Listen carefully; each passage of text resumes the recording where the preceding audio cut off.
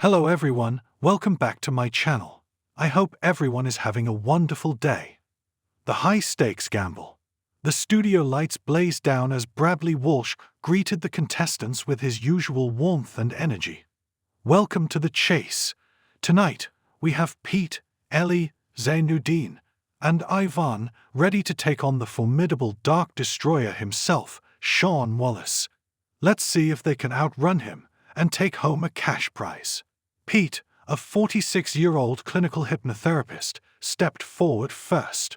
The audience murmured as he took his position. He looked confident, flashing a nervous grin at the camera. "Pete, how are you feeling?" Bradley asked. "Excited. I've watched the show for years, just hoping to make it through." Pete chuckled. His cash builder round went decently well. £3,000 in the bank. Not a staggering amount, but respectable. The rest of his team, Ellie, Zainuddin, and Ivan, clapped politely, but there was an underlying tension. Every contestant knew the next step could change the course of the game. Then Sean Wallace entered. Dressed in his signature dark suit, his piercing gaze locked onto Pete. Well, let's see what you're made of," he said in his deep, authoritative tone. Sean presented Pete with three choices: the safe route, a mere £1,000 offer, keeping his £3,000, or the tantalizing high offer of £25,000. The room seemed to hold its breath. Pete glanced back at his team. Ellie subtly shook her head.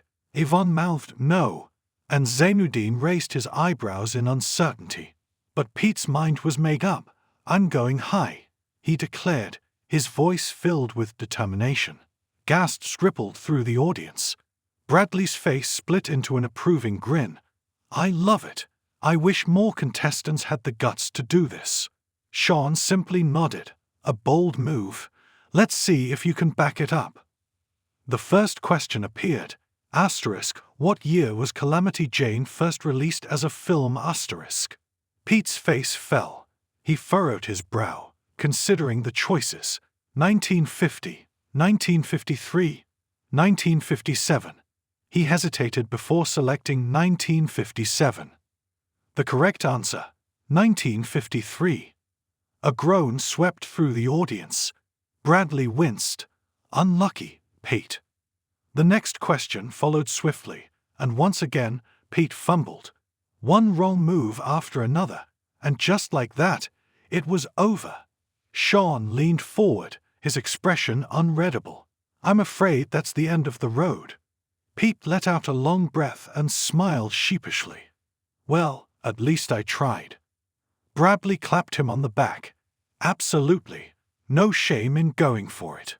But on social media, the reaction was anything but kind. "First contestant out in under 10 minutes. What a waste." One fan wrote on X, formerly known as Twitter, "Why even bother if you're going to get every question wrong?" Another ranted, "That was a calamity," someone quipped, referencing Pete's downfall. Others, however, admired his courage. Fair play for taking the risk. It didn't work out, but at least he tried. As Pete left the stage, his teammates readjusted their strategy. Ellie played it safe, securing £5,000. Zainuddin added £7,000, and Ivan brought in a cautious £4,000.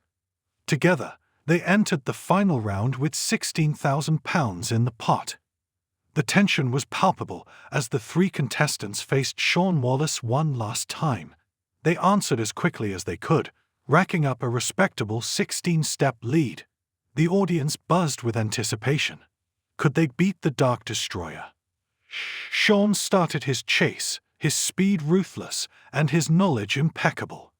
One by one, he knocked down their lead.